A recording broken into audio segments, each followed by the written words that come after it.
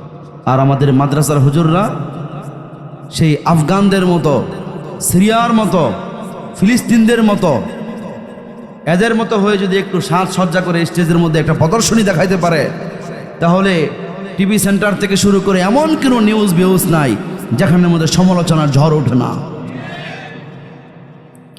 লাভ নাই, সমালোচনা করে লাভ নাই। এই যে এই যুবকগুলো আজকে মাহফিল করেছে, তারা কি মাহফিল করার কথা ছিল? মাহফিল করার কথা ছিল? এদের করার কথা ছিল যাত্রাপালা। এরা মমতাজকে নিয়ে আসবে এখানে, পড়শিকে নিয়ে আসবে এখানে, এই মঞ্চ কলঙ্কিত করবে। এখানে গানের বাজনা হতো এক সময়, ঠিক না বে ঠিক? কিন্তু আজকে প্রযুক্তির কল্যাণে বাংলাদেশ থেকে এখন এই সমস্ত শিল্পী, মেয়ে শিল্পী, ছেলে শিল্পী যারা আছে, তারা এখন শেখ আহমদুল্লাহর উপর রাগ, মামুনুল হক সাহেবের উপর রাগ, আমাদের উপর রাগ, মিজানুর রহমান আজহারি ভাইয়ের উপর রাগ, হাফিজুর রহমান সিদ্দিকী সাহেব হুজুরের উপর রাগ। কেন রাগ? রাগ কেন? কারণ তারা এসে, বর্তমান প্রজন্মের আলেমরা এসে, বেটা তোরা আমাদেরকে টিভিতে নিবি না, টিভিতে নিলে তোরা ধরা খাস, এই জন্য আমাদেরকে নিবি না। ওকে ফাইন, আমাদের ইসলামিক যেই ইউটিউব চ্যানেলগুলো আছে তারা এতটাই ডেভেলপ হয়েছে এখন বর্তমান, আলহামদুলিল্লাহ। বাংলাদেশ থেকে যাত্রাপালা বিদায় নিয়েছে, বিদায়। চিল্লায় বলুন ঠিক না বে ঠিক? আর 10টা বছর অপেক্ষা করেন, 10টা বছর, আগামী 10টা বছর পরে দেখবেন বাংলাদেশ থেকে মাজার নামের যে শিরিক আছে, এই শিরিক বাংলাদেশ থেকে উৎখাত হবেই হবে। এক স্বৈরাচার পানির তলে ডুবেছিল, ঠিক না বে ঠিক? ওই স্বৈরাচারকে আমরা দেখি নাই, তবে আমি স্বৈরাচারের বডি দেখে আসছি, 6 ফুট লম্বা। আমি তো আগে ভাবতাম মাহফিলের মতো লম্বা করে ফেরাউন, না, ফেরাউনের বডিটা এখান থেকে এতটুকু হবে, আমার চেয়ে হয়তো আরো 5 ইঞ্চি বা 6-7 ইঞ্চি বড় হবে। ছোটই, 120 ফুট লম্বা না, মিথ্যা কথা। তো আল্লাহর কাছে আমি বলি যে আল্লাহ, আমাকে তুমি ফেরাউনকে দেখাও নাই, ফেরাউনকে দেখাইছো কিন্তু তার পতন দেখাও নাই, কিন্তু এমন একটা পতন দেখিয়েছ যে বিগত 10টা বছর যাবৎ আমার বুঝ হওয়ার পর থেকে আমি একটা কথাই বলছি যে বর্তমান প্রজন্ম সনদ মুখে নিয়ে শুধু খালি চুমুই খেতে পারে, জ্ঞান দিয়ে কোনো কাজ করতে পারে না। আমার এই কথাটা কিন্তু অনেক গভীর একটা কথা। সংক্ষিপ্ত আকারে মূলনীতির মতো যদি বলতে চাই, তাহলে আমাকে এইভাবে বলতেই হয়, শিক্ষিত হওয়ার নামের মেধা শূন্যতা, ঠিক না বে ঠিক? শিক্ষিত হওয়ার নামে মেধা শূন্যতা একটা জাতিকে কলঙ্কিত করে ছাড়ে। কারণ তার তো ব্রেন নাই, তার তো পড়াশোনা নাই, তার তো আকল নাই, তার জ্ঞান নাই, তার ব্রেন আছে। এই প্রজন্ম অনেক ভালো খাচ্ছে আগের প্রজন্মের চাইতে, ঠিক না? এখন তারা ল্যাকটোজেন 3, ল্যাকটোজেন 2, নান 1, 2, 3, 4, 5, কত ধরনের দুধ বাজারের মধ্যে আছে। যাই বেশি বড় লোক সে একটু বেশি দামেরটা কিনে, যে একটু কম বড় লোক সে একটু কম দামিটা কিনে, যে একেবারে পারে না সে গিয়া ল্যাকটোজেন 3 কিনে। যেমন আমিও ল্যাকটোজেন 3 কিনি।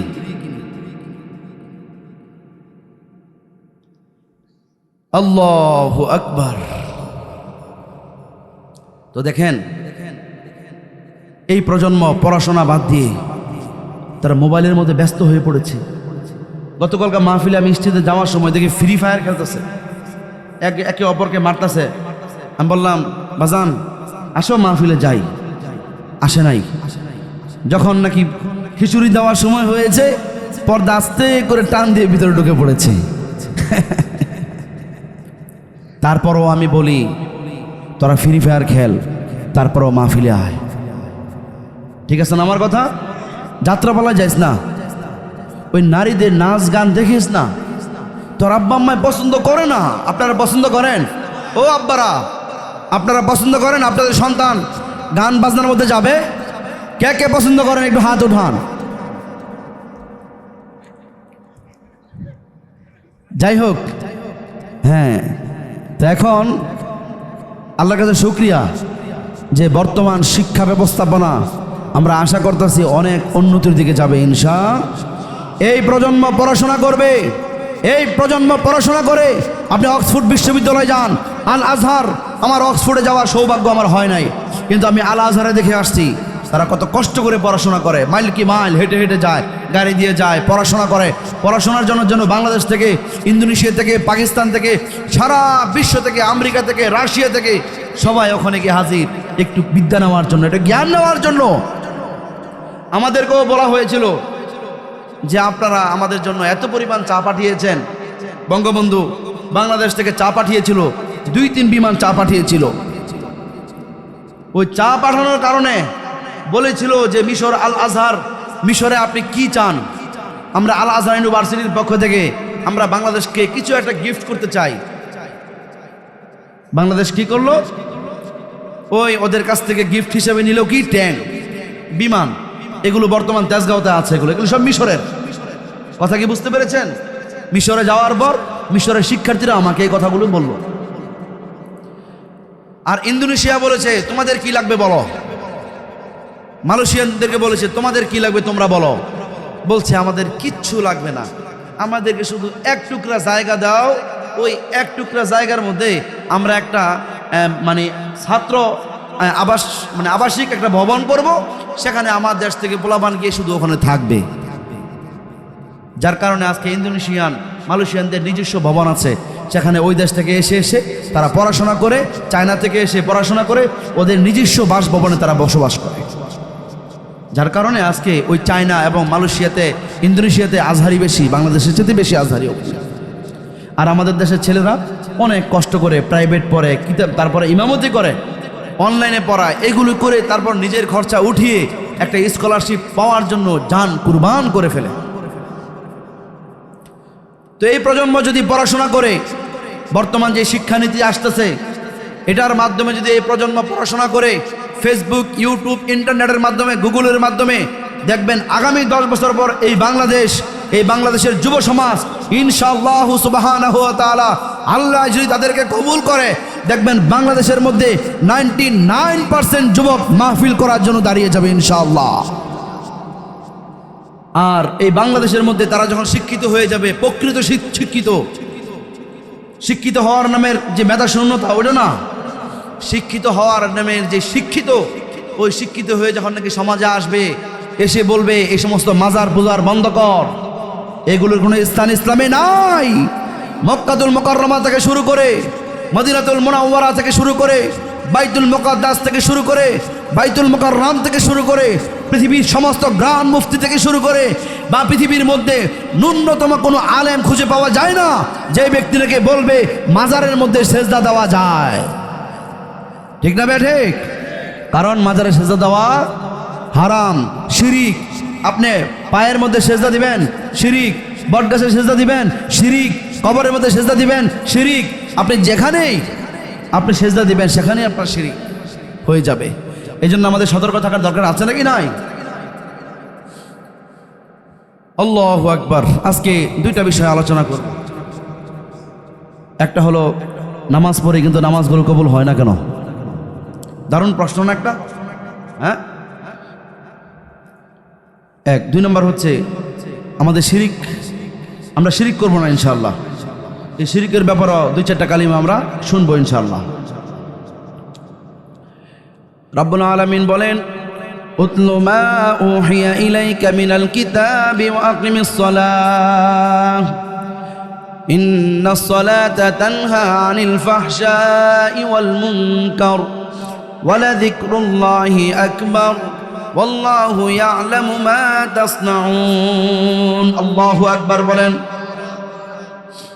এই আয়াতের মধ্যে ওয়ালা যিকরুল্লাহি আকবার, যারা নাকি মাজার পূজারী তারা বলে যে আল্লাহর জিকির সবচেয়ে বড়, অতএব নামাজ পড়ার দরকার নাই। নাউজুবিল্লাহ বলেন। কারা বলে এই কথা? মাজার পূজারীরা। ওয়ালা যিকরুল্লাহি আকবার, আল্লাহই তো কইছে আল্লাহর জিকির সবচেয়ে বড়, অতএব আর কি দরকার নাই, নামাজ পড়ার দরকার নাই। অথচ এই নামাজের কথা কোরআনে কারিমের কয়বার আসছে? 80-80 অধিকবার আসছে। কি পড়ার জন্য? না না, প্রতিষ্ঠা করার জন্য। কিসের জন্য? প্রতিষ্ঠা করার জন্য। আর করতে বলা হয়েছে একবার। কয়বার? একবার বলা হয়েছে কোরআনে কারিমের মধ্যে, সূরা কাউসারের মধ্যে, ফাসল্লি লিরাব্বিকা ওয়ানহার। হে নবী, আপনি আপনার রবের জন্য কি করেন? নামাজ পড়েন এবং কুরবানি করেন। কথা কি বুঝতে পেরেছেন? আজকে আমাদের মুখস্থ থাকবো তো ইনশাআল্লাহ। আল্লাহ রাব্বুল আলামিন বলেন, হে নবী, আমি আপনার উপর যে কিতাব অবতীর্ণ করেছি আপনি সেই কিতাব থেকে আপনি তেলাওয়াত করুন। সুবহানাল্লাহ। আমার নবী, আপনার নবীকে বলা হচ্ছে কোরআন থেকে তেলাওয়াত করার জন্য, অথচ আমাদের নবী সাল্লাল্লাহু আলাইহি ওয়াসাল্লাম যখন আল্লাহর সঙ্গে সাক্ষাতে গিয়েছিলেন, আসার সময় বা যাওয়ার সময় হযরত জিবরাইল আলাইহিস সালাতু ওয়াস সালাম বলেছিলেন, ইয়া রাসূলুল্লাহ, ইয়া হাবিবাল্লাহ, আপনাকে চলেন জান্নাত দেখায় নিয়ে আসি, জাহান্নাম দেখায় নিয়ে আসি। জাহান্নামের দিকে যখন গিয়েছেন ঝরঝর করে তিনি কান্না করেছেন, জান্নাতের দিকে যখন গিয়েছেন তখন তিনি মুস্কি হেসেছেন। আর জিবরাইল আলাইহিস সালাতু ওয়াস সালাম বলেছেন, ইয়া রাসূলুল্লাহ, হাদা বাইতুকা, এটাই হলো আপনার ঘর। সুবহানাল্লাহ। এটা হলো আলীর ঘর, এটা আবু বকরের ঘর, এটা ওমরের ঘর। এভাবে চিৎকার করে করে জিবরাইল দেখাচ্ছিল। রাসূল সাল্লাল্লাহু আলাইহি ওয়াসাল্লাম বলতেছিলেন, জিবরাইল, আমার ঘরে আমাকে একটু নিয়ে যাও, আমার ঘরে আমাকে একটু নিয়ে যাও। সুবহানাল্লাহ। জিবরাইল আলাইহিস সালাতু ওয়াস সালাম বললেন, ইয়া রাসূলুল্লাহ, এখানে প্রবেশ করার জন্য দুনিয়ার জমিন থেকে আপনাকে মৃত্যুর মাধ্যমে আসতে হবে। এরপর নবীজি সাল্লাল্লাহু আলাইহি ওয়াসাল্লাম দুনিয়ার বুকে সাহাবায়ে কেরামদেরকে উপস্থিত সাক্ষী রেখে বলেছেন, ও আমার সাহাবীরা, তোমরা কি জান্নাতি সাহাবী আমার দেখতে চাও নাকি? বলছে, হ্যাঁ দেখতে চাই। বললো, একটু পরে যে আসবে দেখবা সে আল্লাহ রাব্বুল আলামিনের পক্ষ থেকে সে জান্নাত দুনিয়ার মধ্যে পেয়ে গিয়েছেন। কোন সুবহানাল্লাহ। নবী নিজে জান্নাত দেখে আসছেন, আবার জান্নাতের সুসংবাদ দিয়েছেন। আমার সেই নবীকে আল্লাহ রাব্বুল আলামিন বলেছেন কোরআন থেকে তেলাওয়াত করার জন্য। কিন্তু আমরা কি কোরআন থেকে তেলাওয়াত করি? আরে কথা বলেন না কেন? তেলাওয়াত করি। আজকে কয়জন তেলাওয়াত করেছেন খুঁজে দেখা যাবে একজনও নাই। অথচ আমাদের মোবাইলের মধ্যে কোরআন আছে। এই মসজিদের মধ্যে যান, কোরআন আছে নাকি নাই? মসজিদের মধ্যে কোরআন আছে নাকি নাই? মোবাইলের মধ্যে কোরআন আছে নাকি নাই? আপনি প্রতিটা বাড়ির মধ্যে কোরআন শরীফ পাবেন। এত সহজলভ্যভাবে পৃথিবীর আর কোনো ধর্মগ্রন্থের কোনো গ্রন্থ পৃথিবীর মধ্যে খুঁজে পাওয়া যায় না। আপনি এয়ারপোর্ট যাবেন, কোরআন পাবেন। মালয়েশিয়া যাবেন, কোরআন পাবেন। সৌদি যাবেন, কোরআন পাবেন। আপনি আমেরিকা যাবেন, কোরআন পাবেন। আপনি ফ্রান্সে যাবেন, সেখানেও কোরআন পাবেন। কোনো 19-20 নাই। সুবহানাল্লাহ। কোরআন তো এমন এক কোরআন, পৃথিবীর মধ্যে কোরআনের উপর অন্য কোনো কিতাব নাই। যেমন 4300 ধর্মগ্রন্থ পৃথিবীর মধ্যে আছে বর্তমান, আর 4300 ধর্ম পৃথিবীর মধ্যে আছে। আওয়ামী লীগের জন্য আওয়ামী লীগ কর্মীরা কি না করেছে, যত ধরনের তেল আছে সব তেল শেষ করেছে তাদের নেত্রীকে খুশি করার জন্য। বিএনপির মধ্যে যারা আছে, বিএনপির যত নেতা নেত্রী আছে সবাই মিলে তারেকুর রহমানকে খুশি করার জন্য তারা দেওয়ানা হয়ে গিয়েছে। চিল্লায় বলুন ঠিক না ঠিক? এরপর অন্য অন্য দল যাই বলেন না কেন, আমি বলি তোমরা দলের জন্য এত পাগল, ও ভাই তোমার দলের জন্য এত পাগল, কিন্তু তুমি ইসলামের জন্য এত পাগল না। মাহফিল করতে আসলেই শুধু বাধা আর বাধা। চিল্লায় বলুন ঠিক না ঠিক? মাহফিল করতে আসলে বাধা আর বাধা। আর যদি কোরআন সুন্নাহ থেকে একটু রাজনৈতিক কথা বলতে চায়, সঙ্গে সঙ্গে কাউন্টার দেয়। হ্যাঁ, সঙ্গে সঙ্গে কাউন্টার দেয়। আমাদের মৌলবীদেরকে কি মনে করে আমার বুঝে আসে না, আমার বুঝে আসে না। আমাদের তারা কি মনে করে আমি বুঝি না। তারা আমাদের কি ভাবে? আমরা কি আপনাদের শত্রু? আমরা কি আপনাদের শত্রু? আপনাদেরকে বুঝাইতে আসি কোরআন সুন্নাহ দিয়ে। ভাই, কাল কিয়ামতের দিন জবাব দিতে পারবেন? আজকে বাংলাদেশের মধ্যে যত ধরনের অন্যায় অনাচার হচ্ছে, একটা মুসলিম শাসক, একজন ভিআইপি শাসক, একজন আলেম শাসক, অথবা ইসলাম ধর্মর উপর পূর্ণ বিশ্বাসী, যাই নাকি কোরআন সুন্নাহ দিয়ে এই দেশকে চালাবে, এমন একজন শাসক যদি বাংলাদেশে জন্ম হতো, এই বাংলাদেশটাকে স্বর্ণের চাইতে দামি হতো না? কথা বলেন না কেন? কিন্তু আমরা তো মুক্তিযুদ্ধের চেতনা এখনো শেষ করতে পারি নাই। এখনো ফেসবুক পোস্টের মধ্যে দেখি মুক্তিযুদ্ধের চেতনা। যেই চেতনা তোমাকে শেষ করলো, আবারও সেই চেতনা কেন লালন করো? বাদ দাও, কোরআনের সুন্নাহ লালন করো। ঠিক না বে ঠিক? আল্লাহু আকবার। তো বলতেছিলাম, আল্লাহ রাব্বুল আলামিনের এই কোরআন পৃথিবীর মধ্যে আপনি যেখানে যাবেন, আল্লাহ রাব্বুল আলামিনের কোরআন আপনি সব জায়গার মধ্যে পেয়ে যাবেন। বড় আশ্চর্যের বিষয় এই কিতাব, এই কিতাবের মধ্যে আপনি রাজনীতি পাবেন, ধর্মনীতি পাবেন, সমাজনীতি পাবেন, ব্যবসা নীতি পাবেন। পৃথিবীর মধ্যে যত ধরনের যত কিছু আছে সব কিছু আপনি কোরআনের মধ্যে পেয়ে যাবেন। সুবহানাল্লাহ। আপনি শ্রীমত ভগবত গীতায় যান, ওল্ড টেস্টামেন্ট নিউ টেস্টামেন্টের মধ্যে যান, বাইবেলের মধ্যে যান, মহাভারতের মধ্যে যান, বেদান্ত উপনিষদের মধ্যে যান, ত্রিপিটকের মধ্যে যান, আপনি শামপিটকের মধ্যে যান, ওল্ড টেস্টামেন্ট নিউ টেস্টামেন্ট সহ দাসাতির সহ পৃথিবীর মধ্যে যত যত ধরনের কিতাব আছে, বিশেষ করে আমি বাংলাদেশকে কেন্দ্র করে বলি যে আওয়ামী লীগের লোকেরা এই পর্যন্ত একজন আপনারা পেয়েছেন আওয়ামী লীগের নীতিমালা কেউ মুখস্থ করতে পেরেছে? তেল শেষ করে ফেলতেছে মুখে, কিন্তু একজনকে পাবেন যে নীতিমালা মুখস্থ করতে পেরেছে? বিএনপির মধ্যে পাবেন? পাবেন না। জাতীয় পার্টিতে পাবেন? পাবেন না। জামাত ইসলামে পাবেন? পাবেন না। হেফাজতের মধ্যে পাবেন? চরমোনা বিশ্বের দলের মধ্যে পাবেন? হাত পাকায় পাবেন? কোথাও পাবেন না। তার মানে হচ্ছে পৃথিবীর মধ্যে আমার এক দোস্ত, তার বাড়ি হলো পর্তুগাল, সে কোনো একটা মিশনে বাংলাদেশ কলকাতায় কাজ করেছে 11 মাস, সে বাংলা ভাষায় কথা বলতে পারে। তার সঙ্গে কোনো একটা বিশেষ কারণে পরিচয় হয়, পরিচয় হওয়ার পর সে আমাকে বলল, তাহিদ ভাই, আমাদের ডেনমার্কের মধ্যে এমন কিছু বই আছে, একটা বইয়ের দাম $25,000। চিন্তা কি করা যায়? চিন্তা কি করা যায়? $25,000। আমি কই, তো আনতে পারেন না? না, আনা যায় না। ওখানে অনেক জ্ঞান গর্ব আলোচনা আছে, আপনি চিন্তাও করতে পারবেন না। সেখানে অনেক ধরনের যত কিতাব আছে পৃথিবীর মধ্যে সমস্ত রেফারেন্স ওখানে আছে। ওটা পড়লে যেহেন এত পরিষ্কার হয়, এটা ভাষায় প্রকাশ করার মতো না। যদি পারতাম তাহলে আমি পিকচার উঠায় নিয়ে আসতাম, কিন্তু এত দাম দিয়ে কিতাব কেনার সম্ভাবনার জন্য কিনিও না। কিন্তু আমাদের কিতাব পৃথিবীর মধ্যে শ্রেষ্ঠ হওয়া সত্ত্বেও আলহামদুলিল্লাহ মক্কাতুল মুকাররমা থেকে মদিনাতুল মুনাওয়ারা থেকে দৈনিক লক্ষ লক্ষ কপি বিমানের মাধ্যমে সারা পৃথিবীতে সাপ্লাই দেওয়া হচ্ছে। বলেন, আর কেউ পেরেছে? আর কেউ পেরেছে? সেই কিতাবের মাহফিল এটা। আর এই কিতাব সম্পর্কে আল্লাহ রাব্বুল আলামিন বলেন, হে নবী, আমি আপনার উপর যে কিতাব অবতীর্ণ করেছি আপনি সেই কিতাব থেকে আপনি তেলাওয়াত করুন। সুবহানাল্লাহ। এবং নামাজকে আপনি প্রতিষ্ঠিত করুন। নিশ্চয়ই নামাজ মানুষকে পাপাচার থেকে দূরে রাখে, কিন্তু কেন রাখে না এমন প্রশ্ন আমাদের দিলের মধ্যে আসে নাকি আসে না? নামাজের মধ্যে আমরা অনেক গাফলতি করি, নামাজের ক্ষেত্রে অনেক গাফলতি করি। ওই গাফলতি থেকে যতদিন পর্যন্ত আমরা না ফিরে আসবো ততদিন পর্যন্ত আমাদের নামাজগুলো কামালে মুকাম্মাল হবে না, পরিপূর্ণ হবে না। আমি দু একটি কারণ বলবো। ওই দু একটি কারণ হলো থার্মোমিটার। এইগুলো দিয়ে নিজেকে মাপবেন, নিজেকে মাপবেন আর চিন্তা করবেন আমার নামাজটা কেন কবুল হয় না। আজকে হুজুরের যে থার্মোমিটার দিয়ে গিয়েছেন এর মধ্যে আমার কোনো অবস্থান আছে নাকি ক্লিয়ার করি আগে, পরিষ্কার করি আগে। আমার এই ওয়াজ শুনে যদি দিল যদি ওয়াশ না হয় তাহলে বুঝে নিবেন আপনার অন্তরটা একেবারেই মরে গিয়েছে। আল্লাহর জিকির করে করে অন্তরটাকে সজীবভাবে আপনাকে তাজা করতে হবে, ঠিক না বে ঠিক? এখন আপনি হিসাব করে দেখেন, আপনি আপনার বোনের সম্পদ লুণ্ঠন করেছেন কি করেন নাই?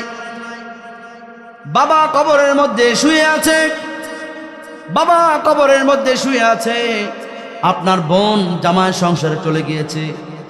একজন মেয়ের জন্য তার বাবার চাইতে তার স্বামী পৃথিবীর মধ্যে সবচেয়ে বড়। চিল্লায় বলুন ঠিক না বে ঠিক? যত কোটিপতি হোক, যত কোটিপতি হোক, ভিআইপি সিআইপি হোক না কেন, তারা তাদের মেয়েদেরকে একজন যোগ্য পুরুষ থেকে স্বামী করে তারপর তার মেয়েকে উঠিয়ে দেওয়া হয়। বাবাই যদি সবচেয়ে আপন হতো তাহলে স্বামীর প্রয়োজন ছিল না। চিল্লায় বলুন ঠিক না বে ঠিক? অতএব মেয়ে চিন্তা করে ভাইয়ের সঙ্গে যদি একটু উল্টা পাল্টা হয়ে যায়, আল্লাহ না করুক ভবিষ্যতে একটা বিপদ আপদ যদি হয়ে যায়, আমি কোথায় যাব বলা তো যায় না। আমার স্বামী মারা যেতে পারে, যেতে হবে আমার ভাইয়ের কাছেই যেতে হবে, বাবা তো নাই। এই চিন্তা করে এই মেয়েটা আপনার এই জুলুম সে সহ্য করে, মুখ বুজে সহ্য করে, কাউকে বলতেও পারে না। চোখ বন্ধ করে চিন্তা করে আমার ভাই আমার সঙ্গে জুলুম করেছে, ঠিক না বে ঠিক? এই জুলুম কি আপনারা করবেন? এই জুলুম আপনারা করবেন? বোনের সম্পদ যতটুকু বোন পাও না ততটুকু বোনকে দিয়ে দিবেন। আপনার বোন যদি আপনাকে দিয়ে দেয় তাহলে এই ক্ষেত্রে শরীয়ত আপনাকে কিছু বলবে না, জিজ্ঞাসাবাদ করবে না, কারণ সে তো মালিক। তার মালিকানা হক যদি আপনাকে দিয়ে দেয় তাহলে পৃথিবীর কেউ কিছু বলতে পারবে না। আপনি আপনার বোনের দোকান দখল করেছেন, ওই দোকান থেকে ইনকাম হচ্ছে সব হালাল, তাই না? আরে কথা বলেন না কেন? আমি করব ওয়াজ আর আপনারা দিবেন আওয়াজ, তাহলে আমার আপনার দিল হবে ওয়াশ। চিল্লায় বলুন ঠিক না বেঠে? তো আপনি আপনার বোনের দখলকৃত জায়গার মধ্যে মার্কেট করেছেন, আর সেই মার্কেট থেকে প্রতি মাসে 1.5 লাখ টাকা আপনি ভাড়া পাচ্ছেন। এখন আপনি বলেন তো, আপনার যে নামাজ পড়তেছেন, যায় নামাজ, আপনার পাঞ্জাবি লঙ্গি টুপি সব হালাল না? হ্যাঁ, সবই তো বুঝেন, মানতে খালি নারাজ। কার জন্য বোনের সম্পদ লুণ্ঠন করছেন? সন্তানের জন্য। তুই মরিলে কান্দিবে কয়জন, ঠিক না বে ঠিক? তুই মরি, চোখ বন্ধ করে শোনেন পারলে, দিলের মধ্যে লাগবে। তুই মরিলে কান্দিবে কয়জন, ওরে মন, তুই মরিলে কান্দিবে কয়জন, যখন অন্ধার ঘরে শোয়াইবে, মাটির দেহ মাটি খাবে,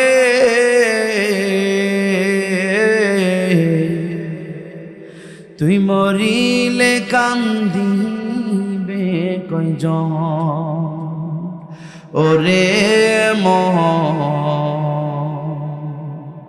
তুই মরিলে কান্দিবে কয়জন। ভাই বন্ধু আপন যারা কিছুদিন কান্দিবে তারা, এই দুনিয়ার কোলাহলে তারাও একদিন যাবে ভুলে। চিল্লায় বলুন ঠিক না বে ঠিক? ভাই বন্ধু আপন যারা কিছুদিন কান্দিবে তারা, এই দুনিয়ার কোলাহলে তারাও একদিন যাবে ভুলে, ছিন্ন হবে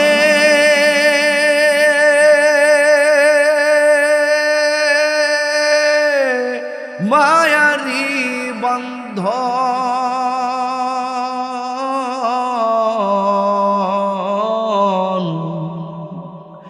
তুই মরিলে কান্দিবে কয়জন, ওরে মন, তুই মরিলে কান্দিবে কয়জন। চিল্লায় বলুন ঠিক না বে ঠিক? আমরা বললে কেউ কাঁদবে আমাদের জন্য? ওই আমাদের সন্তানদেরকে আমরা যে ওয়াইফাই কালেকশন নাই, যে ওয়াইফাই আমরা দিয়ে গিয়েছি, রাতের বেলা আপনাকে দাফন করে অভ্যাসের দাস ফেসবুকটা হাতে নিয়ে হঠাৎ করে একটা বিরোধে ঢুকে যাবে, চলে যাবে আমেরিকা, রাশিয়া, ফ্রান্স, জাপান, আপনার কথা ভুলে যাবে। আপনি কে? মান আঙ্কেল, মান আঙ্কেল, আপনি কে? লা আরিফুকা, আপনাকে আমি চিনি না। আনতা আবি, তুমি আমার বাবা হও। আনতা ফিল কবর, তুমি কবরের মধ্যে শুয়ে আছো। লা আরিফুকা, তোমাকে চিনি না। আমার লাইফ, আমার জীবন, আমার স্টাইল, আমার সব। আপনি সেই সন্তানের জন্য নিজের আপন বোনের সম্পদ লুণ্ঠন করছেন। আপনি কত বড় জালেম, কত বড় জালেম! নিজের বোনের একটু সম্পদ দিচ্ছে না বোনকে, আবার নামাজের মধ্যে আসে বলে আল্লাহ ওয়া ইয়্যাকা নাস্তাঈন, সব তোমার কাছেই চাই। মিথ্যুক, ঠিক না বে ঠিক? আমার ওয়াজ কি আপনারা কষ্ট পাচ্ছেন? আমি কিন্তু আপনাদের সাথে আমি একদম বন্ধুর মতো কথা বলতেছি। ওই যে আমি বয়ানে বসতে পারে আমার সম্পর্কে কত প্রশংসা করলো না? বিশ্বাস করেন, দোয়া করবেন বাকি দিন যেন এমনই যায়। আমার দিলের মধ্যে আলহামদুলিল্লাহ একটু লাগে না এগুলো। এই জন্য আমি আগে এসে বসে গেছি যে গজল শেষ করবে, আমি আলোচনা শুরু করব, কিন্তু উপস্থাপকের অনুমতি ছাড়া তার বক্তব্য শুরু করতে পারি না। পরে উনি আমার সাথে রাগ করবে। যাই হোক, বলতেছিলাম আমাদের নামাজগুলো কবুল হয় না কেন? গজল গেয়েছি, আপনারা মনে রাগ করছেন? গাবো আরো? হ্যাঁ, গজল ভালো লাগে? গজলের মাধ্যমে সংক্ষিপ্ত আকারে বিস্তারিত বলা যায়, দিলের মধ্যে গিয়ে লাগে। হ্যাঁ, ঠিক না? হ্যাঁ। তো নামাজগুলো কবুল হবে কিভাবে? আপনার টাকা আগে হালাল করুন। আপনি ঘুষ খায়েন না, আপনি সুদ খায়েন না। সমাজের মধ্যে বর্তমান সুদখোর কম না বেশি? এই জন্য সুদ থেকে বের হতেই হবে। 5 লক্ষ টাকার মালিক আপনি, 5 লক্ষ টাকার মালিক হওয়ার কারণে ব্যাংকের মধ্যে এই টাকাগুলো আপনি গচ্ছিত রেখেছেন। মাসে মাসে 2500 টাকা করে বা 500-1000 টাকা করে দিবে।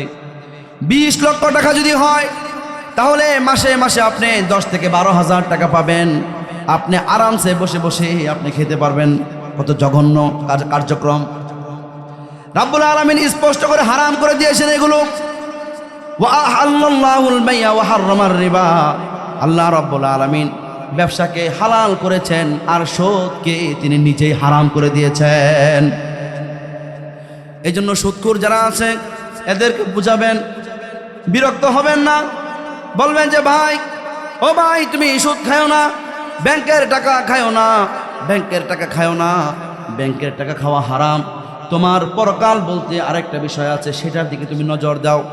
আপনি হারাম খাবেন আর এদিকে আল্লাহ রাব্বুল আলামিনের আয়াত আপনি সামনে নিয়ে আসবেন। আল্লাহ পাক তো বলেছেন নিশ্চয়ই নামাজ মানুষকে পাপাচার থেকে দূরে রাখে, কিন্তু কেন রাখে না? এইগুলি হচ্ছে কারণ। এরপর নামাজের মধ্যে আমরা গিয়ে বলি, সুন্দর করে বলি, মসজিদের মধ্যে ওযু করে ভিতরে ঢুকে পড়ি। কত সুন্দর মসজিদ, কত সুন্দর মসজিদ! আমরা নিয়ত করে সুন্দর করে নামাজের মধ্যে দাঁড়িয়ে যাই, আর নামাজের মধ্যে কত সুন্দর করে আমরা বলি আলহামদুলিল্লাহি রাব্বিল আলামিন। পিছন থেকে আপনারা পড়ুন আলহামদুলিল্লাহি রাব্বিল আলামিন আর রহমানির রহিম মালিকি ইয়াউমিদ্দিন ইয়্যাকা না'বুদু ওয়া ইয়্যাকা নাস্তাঈন। নামাজের মধ্যে আমরা আল্লাহ রাব্বুল আলামিনের কাছে কত সুন্দর করে বলি, হে আল্লাহ, সমস্ত প্রশংসা কেবলমাত্র তোমার জন্য, আর তুমি বিশ্ব চরাচরের প্রভু। তুমি তামাম দুনিয়ার প্রতিপালক। তুমি আর রহমান আর রহিম। আর রহমান অর্থ হলো অতি দয়ালু, আর রহিম অর্থ হলো চিরদয়াময়। আর রহমান অর্থ এবং আর রহমান এবং আর রহিম একসাথে আনা হয়েছে, কারণ আর রহমান অর্থ হলো অতি দয়ালু। গুনাহ করি, তারপর আল্লাহ রাব্বুল আলামিন আপনাকে আমাকে খাওয়াচ্ছেন, শ্বাস দিচ্ছেন, আল্লাহর যত নিয়ামত আছে সব নিয়ামত দিচ্ছেন। এই জন্যই তো তিনি আর রহমান। চিল্লায় বলুন ঠিক না বে ঠিক? আর রহিম অর্থ হলো চিরদয়াময়। আল্লাহ রাব্বুল আলামিন কোরআনে কারীমের মধ্যে বহু জায়গার মধ্যে বলেছেন ইন্না রাব্বাকা মিন বাদিহা লাগফুরুর রহিম। আল্লাহ তুমি ক্ষমাশীল আর তিনি হলো চিরদয়াময়। দুনিয়ার জমিনে আল্লাহর কাছে যদি আপনি একবার ক্ষমা চান, ও মাবুদ তুমি আমাকে ইগফিরলি, আমাকে ক্ষমা করে দাও, আমাকে ক্ষমা করে দাও, আল্লাহ পাক যদি ক্ষমা করে দেয়, এই ক্ষমাটা হয় এমন একটি ক্ষমা যে আল্লাহ রাব্বুল আলামিন আপনার এই অপরাধ আর কখনো আল্লাহ রাব্বুল আলামিন কিয়ামতের দিন ধরবেন না। এই যে আপনাকে দয়া করলো, এটা দয়া কি অতি দয়ালু নাকি চিরদয়ালু? অতি দয়ালু না চিরদয়ালু? চিরদয়ালু। কেন? আপনাকে চিরতরে তিনি কি করেছেন? দয়া করেছেন। এই অপরাধ ক্ষমা করেছেন, এটা আর নিয়ে আসবেন না। এই জন্য আর রহমান আর রহিমের পার্থক্য হলো এটা। এত সুন্দর করে নামাজের মধ্যে বুঝতে বুঝে আপনি বলতেছেন আর রহমান, হে আল্লাহ তুমি অতি দয়ালু, আর রহিম তুমি চির দয়াময়, মালিক ইয়াউমিদ্দিন আর তুমি কিয়ামতের দিন বিচার দিনের মালিক তুমি। এরপর নামাজের মধ্যে আপনি বলেন ইয়্যাকা না'বুদু ওয়া ইয়্যাকা নাস্তাঈন, হে আল্লাহ তোমার ইবাদত করি আর তোমার কাছে সাহায্য প্রার্থনা করি। নামাজের মধ্যে কত সুন্দর করে আপনি বললেন ইয়্যাকা না'বুদ, ইয়্যাকা না'বুদ বললেন। ইয়্যাকা না'বুদ বলার পর আপনি সুন্দর করে বললেন আল্লাহ তোমার ইবাদত করি, অন্য কারো ইবাদত আমি করি না। এই কথা বলে মাজারের মধ্যে সেজদা দিয়েছেন। আপনি বলুন আল্লাহ রাব্বুল আলামিনের সঙ্গে আপনি শিরিক করেছেন, ঠিক না বে ঠিক? নামাজের মধ্যে বললেন একটা, আর নামাজ থেকে মসজিদ থেকে বের হয়ে জায়নামাজ থেকে উঠে মাজারের মধ্যে সেজদা দিয়েছেন। আপনারাই বলুন এই নামাজ আপনাকে কি পাপাচার থেকে দূরে রাখবে? রাখবে না। এই জন্য নামাজ পড়ার জন্য যে শর্তগুলো আছে মানতেই হবে, মানতেই হবে। শিরিক করা যাবে না, হালাল খেতে হবে, হারাম খাওয়া যাবে না, হারাম খাওয়া যাবে না, হারামের পথে চলা যাবে না। আপনি মাজারের মধ্যে গিয়ে অনেক নারীকে দেখবেন, ওই নারী কবরের মধ্যে বলতেছে হে কবর, হে বাবা, ও অমুক বাবা, ও তুমুক বাবা। খেয়াল করে দেখবেন আমাদের বাংলার জমিনের মুসলমানরা তারা বাবা শব্দ দখল করেছে, আর সমস্ত হিন্দু ভাইয়েরা তারা মা শব্দ দখল করে বসে আছে। চিল্লায় বলুন ঠিক না বে ঠিক? হিন্দুরা নিল মা আর আমাদেরকে দিল বাবা, ঠিক না বে ঠিক? তো এই বাবা আমাদেরকে পরিত্যাগ করতে হবে। আমাদের বাবা একজন, জন্মদাতা পিতা, ঠিক না বে ঠিক? দ্বিতীয় হচ্ছে হযরত ইব্রাহিম আলাইহিস সালাতু ওয়াস সালাম, আল্লাহর ঘোষিত। আর তার আগে হচ্ছে হযরত নূহ আলাইহিস সালাতু ওয়াস সালাম, আর প্রথম হচ্ছেন হযরত আদম আলাইহিস সালাতু ওয়াস সালাম। এরপর থেকে আর কোনো নির্দিষ্টতা নাই। কথা কি বুঝতে পেরেছেন? এই জন্য আমাদের বাবা হলো আমাদের জন্মদাতা পিতা, যাকে থেকে আমরা আর বাবা বানাবো না। পারবো তো ইনশাআল্লাহ? আপনি মসজিদের মধ্যে ইয়্যাকা না'বুদ সুন্দর করে বললেন, ও মালিক তোমার ইবাদত করি, তোমার ইবাদত করি। আবার মাজারের মধ্যে গিয়ে আপনি সেজদা দিয়েছেন, পীর সাহেবের পায়ের মধ্যে আপনি সেজদা দিয়েছেন, হারাম। পীর সাহেবের পায়ের মধ্যে আপনি সেজদা দিয়েছেন, হারাম। আমি পৃথিবীর শতাধিক স্কলারদের সঙ্গে একাধিক নয় বহুবার প্রোগ্রাম করেছি, যেখানে মক্কাতুল মুকাররমা বাইতুল এবং মদিনাতুল মুনাওয়ারার প্রধান গেস্ট, প্রধান ইমাম যারা আছেন তারাও ছিলেন। আমি এই পর্যন্ত পৃথিবীর কোনো দেশে এরকম পাই নাই, আরব কান্ট্রিতে এগুলো নাই। কেবলমাত্র সহজ সরল মুসলমান এই বাংলাদেশের মধ্যে আছে, পাকিস্তানের মধ্যে আছে, আর ভারতের মধ্যে আছে। আপনি অন্য কোনো প্রাইভেট রাষ্ট্রের মধ্যে এই সমস্ত আজগুবি জিনিস পাবেন না, পাবেন না। বড় আশ্চর্যের বিষয়, একজন মুসলমান একটা পীর সাহেবের পায়ের মধ্যে সেজদা দেয় কিভাবে? আর সেই পীর সাহেব কত মূর্খ, কত জঘন্য অপরাধ করেছে সে তার পায়ের মধ্যে সেজদা দেওয়ার অনুমতি দেয় কিভাবে, তাও আমার বুঝে আসে না। সে কেমন পীর? এই জন্য শিরিক গুনাহ করা যাবে না। শিরিক গুনাহ যারা করবে আল্লাহ রাব্বুল আলামিন তাদের জন্য অনেক কঠিন হুঁশিয়ারি দিয়েছেন। আল্লাহ রাব্বুল আলামিন স্পষ্ট করে বলে দিয়েছেন, ইন্নাল্লাহা লা ইয়াগফিরু আন ইউশরাকা বিহি ওয়া ইয়াগফিরু মা দুনা যালিকা লিমান ইয়াশা। আল্লাহ রাব্বুল আলামিন বলেন, নিশ্চয় আল্লাহ রাব্বুল আলামিন তার সঙ্গে যে ব্যক্তি শিরিক গুনাহ করবে, আল্লাহ রাব্বুল আলামিন ওই ব্যক্তির শিরিক গুনাহ তিনি ক্ষমা করেন না। তবে শিরিক গুনাহ ছাড়া যত অপরাধ আছে, সগীরা গুনাহ আল্লাহ রাব্বুল আলামিন চাইলেই তিনি ক্ষমা করে দেন, কিন্তু শিরিক গুনাহ তিনি ক্ষমা করেন না। আরেক আয়াতের মধ্যে রাব্বুল আলামিন বলেন, ইন্নাহু মান ইউশরিক বিল্লাহ, আল্লাহু আকবার বলেন, ইন্নাহু মান ইউশরিক বিল্লাহি ফাকাদ হারামাল্লাহু আলাইহিল জান্নাতা ওয়া মাওয়াহুন নার।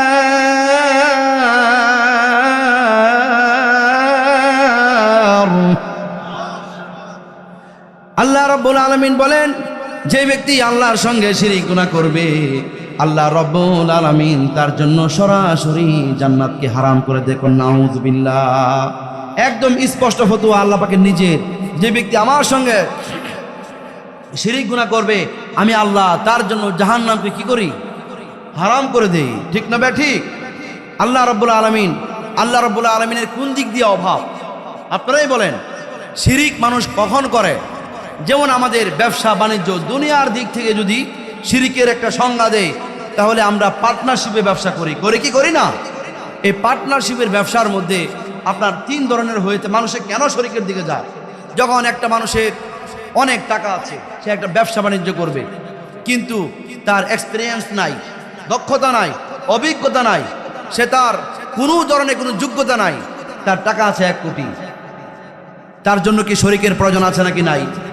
কথা বলবেন, শরিকের প্রয়োজন আছে নাকি নাই? এই ব্যক্তি শরিকের দিকে যায়। 2 নাম্বার হলো যেই ব্যক্তির টাকা আছে আবার অভিজ্ঞতাও আছে, কিন্তু তার সময় নাই। এমন লোক আছে নাকি নাই? আছে। এই ব্যক্তি শরিকের দিকে যায়।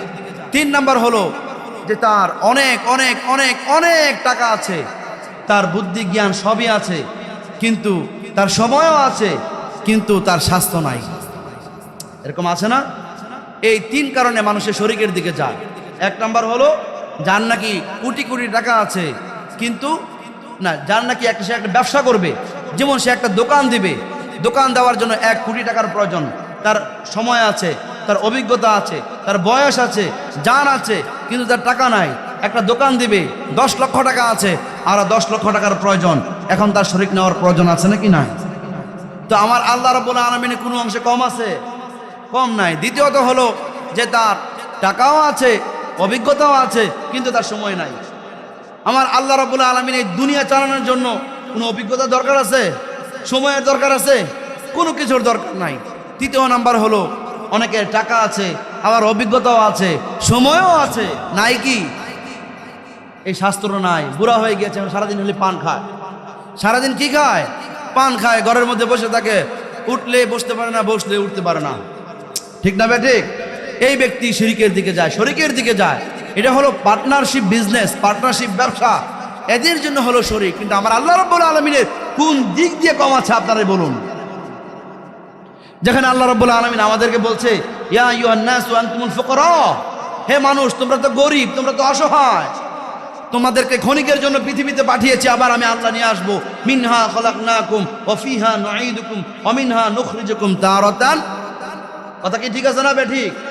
হ্যাঁ, এই জন্য শিরিক গুনাহ আপনি করবেন আর আল্লাহ রাব্বুল আলামিন মেনে নেবে, এটা উনি মেনে নিতে পারেন না। এই জন্য স্পষ্ট করে বলে দিয়েছেন হযরত লুকমান আলাইহিস সালাতু ওয়াস সালাম, তিনি তার সন্তানকে বলতেছিলেন, ইয়া বুনাইয়া লা তুশরিক বিল্লাহ ইন্নাশ শিরকা লাযুলমুন আযীম। হে বৎস, আল্লাহর সঙ্গে শিরিক করো না, নিশ্চয়ই শিরিক হলো একটি ভয়ঙ্কর বড় ধরনের একটি মহান একটি শাস্তি, অপরাধ, জুলুম। মনে করেন জুলুম কাকে বলে? দেখেন আল্লাহ রাব্বুল আলামিন একটা শিরিককে জুলুমের সাথে তুলনা করেছেন। কত জঘন্য বড় অপরাধ! দেখেন আপনি যদি একটা জিনিসকে ওয়াদউ শাইউ ফি গায়রি মাহাল্লিহি, একটা জিনিসকে তার স্থানে না রেখে আরেকটি ভিন্ন স্থানের মধ্যে আপনি রেখেছেন। যেমন কথার কথা, আপনি মাহফিলের স্টেজ করেছেন সুন্দর করে, কিন্তু বসার জায়গা করেছেন পানির মধ্যে। এটা কি জুলুম আপনাদের জন্য? চিল্লায় বলুন ঠিক না বে ঠিক? এখন এখানের মধ্যে যদি বাইতুল্লাহ শরীফের ইমাম আসে, সবাই পানির মধ্যে গিয়ে দাঁড়িয়ে যাবে, আমার জন্য হয়তো দাঁড়াবেন না, কিন্তু বাইতুল্লাহ শরীফের প্রধান ইমাম যদি চলে আসে, যত পানি হোক না কেন আপনারা কি আসবেন না? আসবেন। তাহলে এই যে আপনি এখানে দরকার ছিল একটা মাঠ, আপনি মাঠের পরিবর্তে আপনি দিলেন পুকুর, এটা কি আপনি দর্শক শ্রোতাদের উপর জুলুম করলেন না? ধরেন একটা টুপি, টুপির স্থান কোথায়? মাথায়। আপনি কি করলেন? এই টুপি নিয়ে রাখলেন হাঁটুর মধ্যে, এটা জুলুম করলেন টুপির সঙ্গে, ঠিক না বে ঠিক? এই যে আমার চোখের চশমা, আপনি চশমাটা কি করলেন? আপনি এখানে নিয়ে রাখলেন। আপনি মোটরসাইকেল চালাচ্ছেন, অথবা কথা বলতেছেন, অথবা কোনো কারণে প্রসঙ্গে আপনি ওয়াজ করতেছেন, আপনি দেখা গেছে যদি এখানে রেখে যদি আপনি চশমাটা রাখেন, আপনার চশমাটা ভেঙে যেতে পারে। চিল্লায় বলুন ঠিক না বে ঠিক? এখন আপনি কি এই স্থানটা কি সঠিক জায়গায় রেখেছেন নাকি ব্যাঠিক জায়গায় রেখেছেন? এটা হলো জুলুম। আপনি চশমার সাথে জুলুম করলেন, টুপির সঙ্গে জুলুম করলেন। এই জুলুমটার নামই হচ্ছে জুলুম, একই বলে জুলুম। এখন জুলুমের পরিচয় পেয়েছেন তো? এই জন্য শিরিক হচ্ছে একটা জুলুম। যেই কাজ কোনো মাখলুকের সঙ্গে যায় না, আল্লাহর সঙ্গে যেই কাজ যায়, আপনি আল্লাহর কাছ থেকে ছিনিয়ে নিয়েছেন, আর আপনি আল্লাহকে বিদ্যাঙ্গুলি দেখিয়ে বলছেন আল্লাহ তোমার মধ্যে কমজোরি আছে, হে আল্লাহ তোমার মধ্যে কমজোরি আছে, এই জন্যই তো আমি মাজারের মধ্যে কবরের মধ্যে যে শুয়ে আছে তার কাছে আমি যাই। নাউজুবিল্লাহ বলবেন না? এই জন্য শিরকের গুনাহ অনেক ভয়ঙ্কর। এই শিরকের গুনাহ পৃথিবীতে ছিল না। আদম আলাইহিস সালাতু ওয়াস সালাম থেকে শুরু করে হযরতে নূহ আলাইহিস সালাতু ওয়াস সালাম পর্যন্ত ছিল না। হযরত নূহ আলাইহিস সালাতু ওয়াস সালামের আগমনের ঠিক কিছুদিন পূর্ব থেকে, কয়েকশো বছর আগে থেকে শিরকের প্রচলন শুরু হয়েছে। হঠাৎ করে ইয়াগুস, ইয়াউক, ওয়ানাসর, ওনারা 5 জন বিখ্যাত বিখ্যাত আল্লাহর ওলি বুজুর্গ ছিল। এই 900 বছরের মধ্যে, 1000 বছরের মধ্যে কোনো ধরনের শিরকও ছিল না, অন্য কোনো ধর্মের আবির্ভাবও ছিল না, অন্য কোনো ধর্ম ছিল না, শুধু ইসলাম ধর্ম ছিল। সবাই এক তাওহীদের উপর প্রতিষ্ঠিত ছিল। কিন্তু হঠাৎ করে ইয়াগুস মারা গিয়েছে, নাসর মারা গিয়েছে। ওই সকল বড় বড় মাওলানারা মারা যাওয়ার পর শয়তান এসে বৃদ্ধ লোকদেরকে বলল, তোমাদের এত বড় বড় শায়েখ মারা গেছে, এখন তোমরা যদি তাদেরকে স্মরণ করে তোমরা তোমাদের ইবাদতের স্থানের মধ্যে একটা মূর্তি যদি বানিয়ে রাখো, তাহলে তাদের কথা স্মরণ করবে আর আল্লাহর ইবাদত তোমরা সুন্দর মতন করতে পারবে। পরামর্শ খারাপ না ভালো? পরামর্শ ভালো ছিল, কিন্তু তার ভবিষ্যৎ খারাপ। এরপর মূর্তি বানালো। মূর্তি বানানোর পর একে একে একটা প্রজন্ম যাওয়ার পর আর একটা প্রজন্ম আসলো।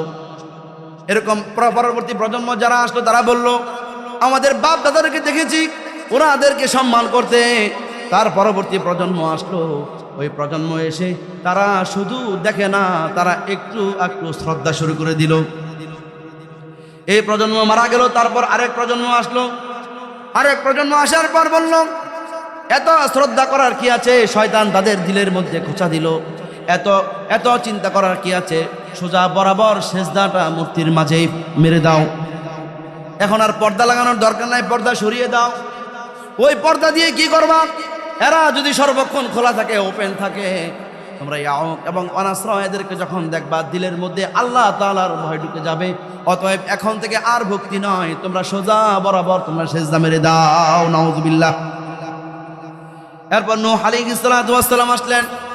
ওয়াকালু লা তাযারুন্না আলিহাতাকুম ওয়ালা তাযারুন্না ওয়াদ্দান ওয়ালা সুওয়া ওয়ালা ইয়াগুথা ওয়া ইয়াউক ওয়া নাসরা। আল্লাহ রাব্বুল আলামিন সে বিখ্যাত 5 জন স্কলারদেরকে কোরআনে কারিমের মধ্যে স্পষ্ট করে সংক্ষিপ্ত আকারে 5 জনের নাম কোরআনে কারিমের মধ্যে দিয়ে দিয়েছেন। আল্লাহ রাব্বুল আলামিন সেই ইতিহাস তুলে ধরেছেন। শয়তান বলতো, না না না, এদেরকে ছাড়িস না, ধরা, এদেরকে আঁকড়িয়ে ধর। আর ইয়াগুস যারা আছে এদেরকে তোরা এমন ভাবে আঁকড়িয়ে ধর, এদেরকে কোনো অবস্থাতেই ছাড়া যাবে না। হযরত নূহ আলাইহিস সালাতু ওয়াস সালাম দুনিয়াতে আগমন করলেন রাসূল হিসাবে। আমাদের এই রাসূল হযরত নূহ আলাইহিস সালাতু ওয়াস সালাম 900 বছর যাবত দাওয়াত দিয়েছেন। দাওয়াত দিতে দিতে সবাইকে বুঝালেন, কিন্তু কেউ বুঝে না। হযরত নূহ আলাইহিস সালাতু ওয়াস সালামকে কোণঠাসা করে রেখেছিল। দেখেন কোণঠাসা মানে কি? কোণঠাসা হলো আপনি ডানে যেতে পারবেন না, বামে যেতে পারবেন না, সামনে যেতে পারবেন না, পিছনে যেতে পারবেন না, উপরের দিকে যেতে পারবেন না, আপনি নিচের দিকে যেতে পারবেন না। কোণঠাসা থেকে মুক্তির পথ একটাই, আত্মহত্যা অথবা মরণ। জিবরাইল আজরাইল যদি ওই সময় আসে, এই একমাত্র উপায় আছে কোণঠাসা থেকে বাঁচার, আর কোনো উপায় নাই। এই যে বিমানের মধ্যে উঠি, বিমানের মধ্যে যখনই উঠি বিশ্বাস করেন কলেজাটা বাংলাদেশে রাইখা পরে উঠি। হ্যাঁ, মানে একটা আশ্চর্যজনক, যেহেতু শহীদের নিয়ত করে কাতার থেকে আসার পথে 2017-তে কাতার থেকে আসার পথে বিমান মাশাআল্লাহ এমন নিচে নামছে, 1 সেকেন্ডে মনে হয় 70 মাইল নিচে চলে আসছে। কয় মাইল? 70 মাইল। বুঝেন কত ভয়ঙ্কর একটা ঝাঁকুনি দিয়েছিল। কলেজে আসে না, দেখবেন লিফটে যখন আপনি 40 তলায় উঠবেন, 70 তলায় উঠবেন, 100 তলায় উঠবেন, তখন দেখবেন আপনার আত্মা আছে না, আত্মাটা কেমন জানে মানে আপ ডাউন করতে চেষ্টা করে, মানে কেমন জানে। গাড়ি অনেক সময় স্পিডে চালাইলে, আমাদের ড্রাইভার সাহেব ওমানের খতিব, উনি সালালা থেকে মাসকাটে হুজুর আমরা ঘন্টায় 4-5 কিলোমিটার যাই। তো উনি যখন এদিক দিয়ে গাড়ি চালায় আসতেছেন, বা আমি দেখতে পাচ্ছিলাম যে উনি যখন 120-এ গাড়ি চালান তখন মনে হচ্ছিল মাত্র 60 গতি চলে, ওনার কন্ট্রোলিং পাওয়ারটা এত। তো যখন নাকি একটু ভাইব্রেশন ইয়ার মিটারের মধ্যে পড়ে তখন কলেজারা যেন একবার উপরে উঠে একবার নিচে নামে। ঠিক না বে ঠিক? আপনাদের কি এমন হয় নাকি আমারই হয়? হ্যাঁ হ্যাঁ, তো সবারই হয়। তো বিমানের মধ্যে যখন আপনি উঠবেন দেখবেন হঠাৎ করে বলল যে ইঞ্জিন জনিত কোনো সমস্যা হয়েছে, কলেজা থাকবে না যাবে।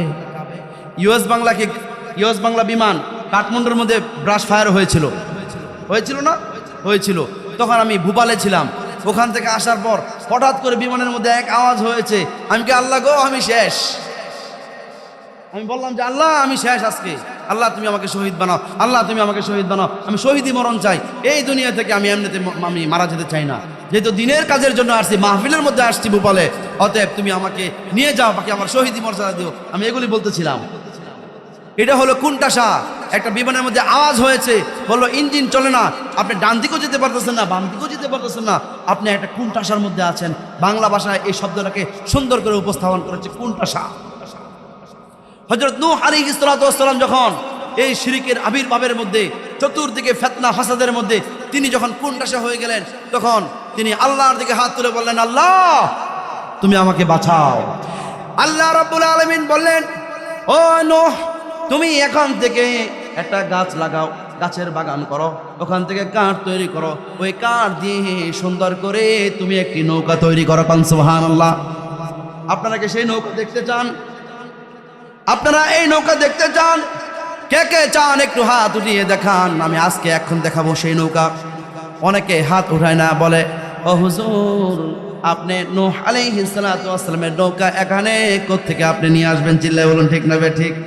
কিন্তু দেখবেন যারা যারা একটা হাত আর আবারও উঠান, আমি দেখাবো ইনশাআল্লাহ। মারহাবা, লিল্লাহি তাকবীর, লিল্লাহি তাকবীর। হাত নামান। নূহ আলাইহিস সালাতু ওয়াস সালামের কিস্তির একটা বৈশিষ্ট্য ছিল, সেখানে সবাই মুমিন ছিল, সেখানে কোনো গুনাহ ছিল না। চিল্লায় বলুন ঠিক না বে ঠিক? পৃথিবীর মধ্যে আমাদের হাফিজ হুজুর রহমাতুল্লাহি আলাইহি বলে গিয়েছেন, ও দুনিয়াবাসী তোমরা যদি নূহ আলাইহিস সালাতু ওয়াস সালামের কিস্তি, ওই কিস্তিটাই যদি দেখতে চাও, তাহলে আপনারা এই মাদ্রাসার দিকে তাকান, দেখবেন হাফিজি ছাত্রগুলো সেই নূহ আলাইহিস সালাতু ওয়াস সালামের কিস্তির মধ্যে বসে আছে। ঠিক না বে ঠিক?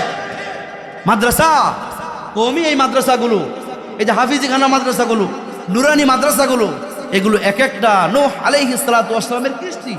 শীতের মধ্যে 10 ফুট দূরে তাকালে দেখা যায় না কুয়াশার কারণে ঠান্ডা পানির মধ্যে সুন্দর করে ওযু করে সে তাহাজ্জুদের মধ্যে দাঁড়িয়ে যায়। তাহাজ্জুদের মধ্যে দাঁড়িয়ে বলে, ও মাবুদ এই মাদ্রাসার সকল হুজুরদেরকে তুমি মাফ করে দাও, এই মাদ্রাসার মুতাওয়াল্লিকে তুমি মাফ করে দাও, এই মাদ্রাসার মধ্যে যারা যারা দান করে তাদেরকে মাফ করে দাও। যারা এতিম তারাই দোয়া করে, যারা বড় লোকের ছেলে তারা তো আর এই দোয়া করবে না। বাবার টাকা দিয়ে খায়, সে তো বুঝেই না অভাব কি জিনিস। আর যে ছেলেটা এতিম, তার মা কবরের মধ্যে শুয়ে আছে, বাবা কবরের মধ্যে শুয়ে আছে, আব্বা আব্বা আব্বা আব্বা ডাকার মতো পৃথিবীর মধ্যে কেউ নাই। আপনার আমার মতো 2-4 টাকা মাদ্রাসার মধ্যে দিলে চাউল হয়, সেই চাউলের ভাত তারা খায়। চিল্লায় বলুন ঠিক না বে ঠিক? এই সমাজের মধ্যে তারাই 100 মুফতি হয়, আলেম হয়, মুহাদ্দিস হয়, শাইখুল হাদিস হয়। এরপর আপনারা যখন মারা যান, আপনাদেরকে সুন্দর করে আদর যত্ন করে তারা গোসল করিয়ে তারা ইমামতিতে সুন্দর করে আপনাকে দাফন করে মাটির মধ্যে রেখে আসে, আর বলে এই লোকটা মাদ্রাসার মধ্যে দান করতো, মাদ্রাসার দিকে তাকাতো, মাদ্রাসাকে ভালোবাসতো, আল্লাহ তুমি তাকে ক্ষমা করে দাও। আব্দুল কাদের জিলানী রাহমাতুল্লাহি আলাইহির কাছে একজন মহিলা এসে বলল, ও হুজুর আমার স্বামী ইন্তেকাল করেছে, 17 বছর হয়ে যায়, 17 বছর যাবৎ আমার মেয়েটার দিকে তাকিয়ে আমি দ্বিতীয় আরেকটি বিবাহ আমি করি নাই। আমার মেয়েটাকে দেখলে আমার অনেক ভালো লাগে, আমি আরেকটি বিবাহ শাদী করি নাই। বিবাহ শাদী না করার কারণে আজকে আমার মেয়ে মারা গিয়েছে, আমি একদম শূন্য হয়ে গিয়েছি। আল্লামা খালেদ সাইফুল্লাহ ইউবি সাহেব এই ঘটনাটা বলেছে, হৃদয়ের মধ্যে দাগ কেটেছিল। তখন আব্দুল কাদের জিলানী রাহমাতুল্লাহি আলাইহিকে বলল, ও পীর সাহেব, ও বড় পীর আব্দুল কাদের জিলানী, আমাকে একটি পথ বাতলিয়ে দেন। আমি তো চাইলেই এখন আমার মেয়ের সঙ্গে সাক্ষাৎ করতে পারবো না, আপনি আমাকে একটা পথ বাতলিয়ে দেন, একটা দোয়া শিখিয়ে দেন, আমি যেন আমার মেয়ের সঙ্গে দেখা করতে পারি। স্বপ্নে যোগে যেন আমি দেখা করতে পারি, একটু কথা বলতে পারি। এরপর বড় পীর আব্দুল কাদের জিলানী রহমাতুল্লাহি আলাইহি তিনি বললেন, যাও সূরা তাকাসুর পড়তে থাকো আর আল্লাহর কাছে দোয়া করতে থাকো, তিনি যেন সাক্ষাতের ব্যবস্থা করে দেন। মহিলা চলে গেল।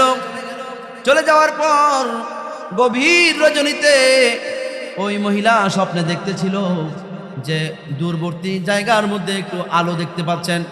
ওই আলো দেখে দেখে সে আলোর কাছে তিনি যাচ্ছিলেন। আলোর কাছে যাওয়ার পর যত নিকটে যায় ততই একটা সাউন্ড শুনতে পায়। সাউন্ড যেন পরিচিত। হঠাৎ করে মনে পড়লো এটা তো আমার মেয়ের সাউন্ড। বুঝতে পারলো যে এটা আমার মেয়ের সাউন্ড। যত কাছে গেল ততই বুঝতে পারলো যে আমার মেয়ের সাউন্ড।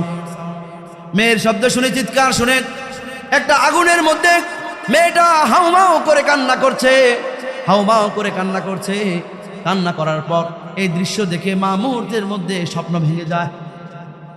পরের দিন সকালে যায়, বড় পীর আব্দুল কাদের জিলানী রহমতুল্লাহি আলাইহির কাছে যায়।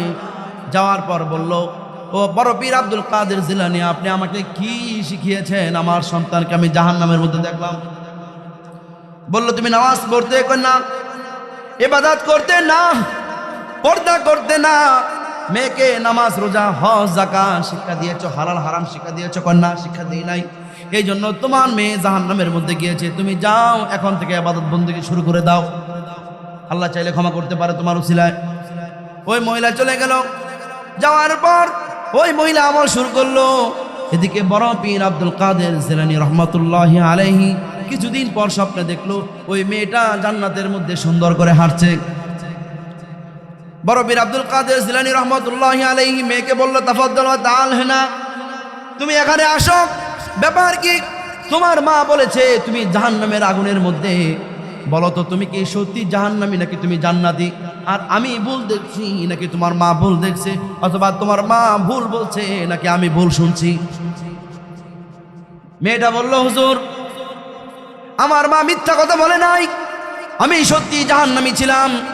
আর আপনি আমাকে দেখতে পাচ্ছেন, আপনি সত্যি দেখতে পাচ্ছেন। সত্য কথা বলতে হুজুর, আমরা কবরের মধ্যে বেশ কয়েকজন জাহান্নামী ছিলাম। অনেকের কবরের মধ্যেই দাউ দাউ করে আগুন জ্বলতেছিল, জাহান্নামের আগুন। কিন্তু আমরা আগুন কোনোভাবেই নিভাতে পারছিলাম না, আমাদের কোনো আমল নামা ছিল না।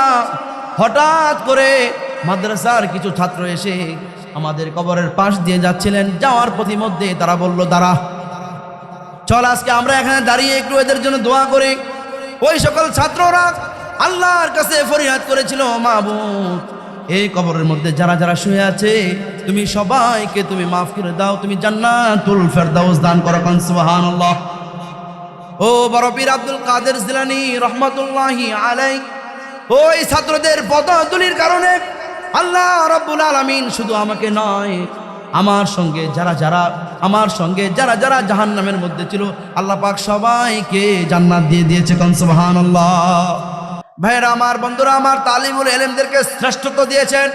আল্লাহ রাসূল সাল্লাল্লাহু আলাইহি ওয়াসাল্লাম বলেছেন, এই পৃথিবীর মধ্যে সর্বোৎকৃষ্ট এবং সর্বশ্রেষ্ঠ মানুষ হলো তালিবুল ইলম, যারা নাকি কোরআনের জ্ঞান অন্বেষণ করে। সুবহানাল্লাহ বলেন। আর আমার নবী সাল্লাল্লাহু আলাইহি ওয়াসাল্লাম তালিবুল ইলমদেরকে শ্রেষ্ঠ বলেছেন।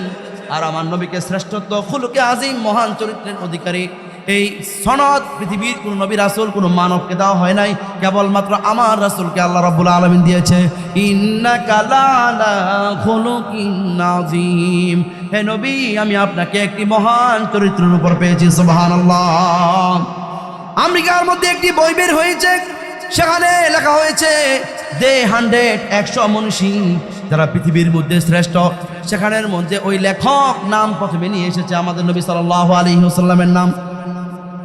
আমেরিকার যত কমিউনিস্ট ছিল, বামপন্থী, রামপন্থী ছিল, সমস্ত বামপন্থী লেখকগুলো কমেন্ট শুরু করলো, সে বেটা নাস্তিক হয়ে গিয়েছে, বেঈমান হয়ে গিয়েছে, সে ইসলামের নবী মুহাম্মাদের নাম সবার আগে নিয়ে আসছে। এরপর সত্য হাতে জবাব দিয়েছেন, এই পৃথিবীর মধ্যে আমার যতগুলো ইতিহাস আমি পড়েছি, 100, 200, 1000 আর 2000, আমি সারা পৃথিবী ঘুরে ঘুরে আমি ইতিহাস দেখেছি। আমার কাছে মনে হয়েছে মুহাম্মদ সাল্লাল্লাহু আলাইহি ওয়াসাল্লামের চাইতে উৎকৃষ্ট এবং সর্বশ্রেষ্ঠ মানুষ পৃথিবীর মধ্যে আরেকটাও আগমন করে নাই। আমাদের নবী সাল্লাল্লাহু আলাইহি ওয়াসাল্লাম সম্পর্কে যদি আপনি গুগলে দেখেন, সার্চ করেন, দেখেন পৃথিবীর মধ্যে সর্বোৎকৃষ্ট মানুষকে, ওই গুগল তো আপনার আমার নিয়ন্ত্রণে নাই, আমেরিকানদের নিয়ন্ত্রণে। চিল্লায় বলুন ঠিক না ঠিক? ওই আমেরিকান গুগলের মধ্যে লেখা ওঠে পৃথিবীর মধ্যে সর্বশ্রেষ্ঠ মানব হলো ইসলামের নবী হযরত মুহাম্মদুর রাসূলুল্লাহ সাল্লাল্লাহু আলাইহি ওয়াসাল্লাম। আল্লাহ শ্রেষ্ঠত্ব দিয়েছে, বর্তমান সোশ্যাল মিডিয়া শ্রেষ্ঠত্ব দিয়েছে, আমেরিকার কাফেররা শ্রেষ্ঠত্ব দিয়েছে। আর সেই নবী সাল্লাল্লাহু আলাইহি ওয়াসাল্লাম বলেছেন যে মাদ্রাসার তালেবুল ইলমরাই হলো শ্রেষ্ঠ, পৃথিবীর এদের চাইতে উৎকৃষ্ট জাতি আরেকটাও হতে পারে না। ওই তালেবুল ইলমরা যখন আল্লাহর কাছে দোয়া করে, মাবুদ তুমি আমার মাকে তুমি সুস্থ করে দাও, আমার বাবাকে তুমি সুস্থ করে দাও, আমার আব্বা আম্মা আমাকে মাদ্রাসার মধ্যে পাঠিয়েছেন কোরআনের হাফেজ হওয়ার জন্য, আল্লাহুম্মা জাআলনি হাফিজাল কোরআন, আল্লাহুম্মা জাআলনি হাফিজাল কোরআন মুফাসসিরাল কোরআন, ইয়া রাব্বাল আলামিন তুমি আমাকে কবুল করো, সকল ছাত্রদেরকে কবুল করো, এই মাদ্রাসার মধ্যে যারা দান করে তুমি সবাইকে তুমি কবুল করে নাও। এমন একটি মাদ্রাসা এখানে আছে, এখানে কবর না, এই যে কবর দেখতে পাচ্ছেন তাদের কত সৌভাগ্য। আমি নিয়ত করেছি ঢাকা কোনো ফ্ল্যাট করব না, কোনো বাড়ি করতেও যাব না, করব না। আমার জীবনের প্রথম নিয়ত হলো আমার বাড়ির মাদ্রাসার মধ্যে আমি আগে অনুদান করব ইনশাআল্লাহ। আমার বড় ভাই বিশাল করে মাদ্রাসা করতেছেন, প্রায় 35 লক্ষ টাকা অলরেডি খরচ করে ফেলেছে, রমজান থেকে ভর্তি হবে ইনশাআল্লাহ। 3 তলা 4 তলা ফাউন্ডেশন দিয়ে সুন্দর করে, ওখানে যদি আল্লাহ পাক স্বাভাবিক মৃত্যু দুনিয়ার মধ্যে দেয় ওখানে হবে। আমি নিয়ত করেছি আগামী 100 বছর আমার কবরের পাশে যেন কোরআন তেলাওয়াত বাজে। এই কথা নিয়ত করার পর ওই দিন হুফাজুল কোরআন ফাউন্ডেশনের একটি প্রোগ্রামের মধ্যে গিয়েছিলাম, সেখানে একজন বলতেছিল, আমি সিদ্দিক আলমিন সাহেবের বাড়িতে আমি গিয়েছি। সিদ্দিক আলমিন সাহেবের বাড়িতে যাওয়ার পর গেট দিয়ে যখন প্রথম ঢুকলাম, সিদ্দিক আলমিন সাহেবের পোলা বাংলাদেশের মধ্যে এসেছে, জাতীয় সংসদ ভবনের মধ্যে তেলাওয়াত করতে বলেছিল। বললেন যে যতদিন পর্যন্ত সংসদ থেকে নাস্তিকবাদী না ছাড়বে, যতদিন পর্যন্ত বেঈমানদের আদর্শ না ছাড়বে, আমি সিদ্দিক আলমিন সাহেব জাতীয় সংসদ ভবনের মধ্যে আমি তেলাওয়াত করতে পারবো না।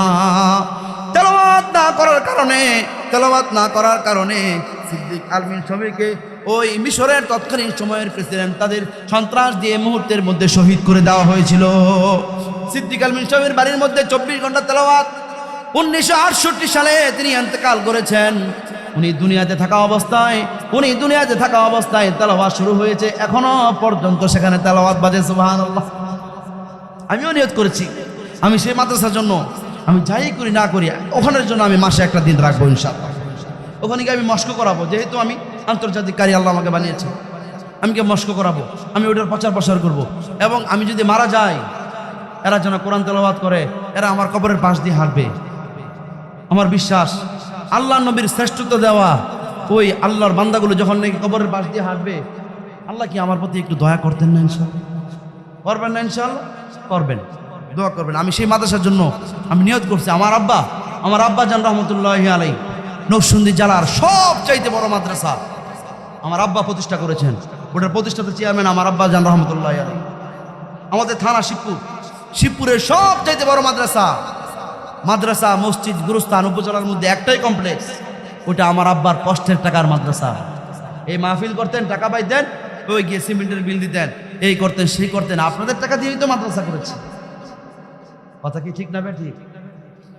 এই জন্য এই মাদ্রাসাগুলোর দিকে নজর দিবেন। মাদ্রাসাগুলোর যদি আপনি নজর দেন তাহলে দেখবেন কাল কিয়ামতের ময়দানে কঠিন মুসিবতের সময় এই সদকা জারিয়াগুলো আপনাকে জান্নাতের দিকে নিয়ে যাবে ইনশাআল্লাহ। নিয়ে যাবে না ভাই? যাবে কি যাবে না? যাবে। আমরা আলোচনা কোন দিকে ছিলাম? তাকিয়াপাড়ার এই মাদ্রাসার দিকে আমরা হঠাৎ করে জেহান চলে গেছে, তাই মাদ্রাসার জন্য 2 কালিমা বলে নিলাম। আপনারা এই মাদ্রাসার পাশে আছেন তো ইনশাআল্লাহ? এটা হাত উঠায় আল্লাহর জন্য দেখান ইনশাআল্লাহ, হাত নামান। এই মাদ্রাসার জন্য জীবন যৌবন সব ক্ষয় করবেন, পারবেন তো ইনশাআল্লাহ? তাহলে আপনি কবরের মধ্যে গিয়ে পাবেন ইনশাআল্লাহ। আলোচনা ছিল কোথায়? শিরিকের মধ্যে। আলোচনা ছিল কোথায়? শিরিকের মধ্যে। শিরিক করলে কি হয়? আল্লাহ ক্ষমা করেন না। কেন ক্ষমা করেন না? কারণ আল্লাহ পাক পছন্দ করেন না। ঠিক না ভাই? ঠিক বলতেছিলাম যে এই যে আপনি শিরিক করলেন, এই শিরিকের অপরাধ একটা জুলুম। এই জুলুম করার কারণে আপনি তো বিশাল অপরাধ করে ফেলেছেন, আপনাকে আল্লাহ ক্ষমা করবেনও না, আপনার জন্য জাহান্নামকে অবধারিত করে দিয়েছেন। এখন আপনি ভাবতে পারেন, আল্লাহ ও মালিক, তুমি তো আর রহমান, তুমি অতি দয়ালু, তুমি চির দয়াময়। হযরত ইয়াকুব আলাইহিস সালাতু ওয়াস সালামের সবগুলো ভাই মিলে চেষ্টা করেছিল ইউসুফ নবীকে মারার জন্য, ঠিক না ঠিক? কিন্তু মারতে পারে নাই। আল্লাহ রাব্বুল আলামিন তার পয়গম্বরকে তিনি অটোমেটিকলি বাঁচিয়ে নিয়েছেন। পরবর্তী সময়ে যখন 9 ভাই তার কাছে গিয়ে ক্ষমা চেয়েছেন ইয়াকুব নবীর কাছে, ক্ষমা চাওয়ার সঙ্গে সঙ্গে বলেছেন, আমার আল্লাহ আমার রব তিনি আরহামুর রাহিমিন, পৃথিবীর মধ্যে যত দয়ালু আছে সমস্ত দয়ালুর মধ্যে শ্রেষ্ঠ দয়ালু। সুবহানাল্লাহ। ইয়াকুব নবী বলতেছেন শ্রেষ্ঠ দয়ালু, কোরআনে কারিমের মধ্যে আল্লাহ পাক বলতেছেন আল্লাহ পাক শ্রেষ্ঠ দয়ালু। কিন্তু শিরক গুনাহ করলে আপনার জন্য জাহান্নাম অবধারিত হয়ে গিয়েছে। তাহলে এই শিরক গুনাহ থেকে যতদিন পর্যন্ত না আপনি ফিরে না আসতে পারবেন, ততক্ষণ পর্যন্ত আপনার নামাজগুলো কবুল হবে না, ইবাদত কবুল হবে না। তাহলে উপায় কি সেখান থেকে বের হওয়া? আল্লাহ রাব্বুল আলামিন বলেন, ওয়াল্লাযীনা আমিলুস সাইয়্যাত।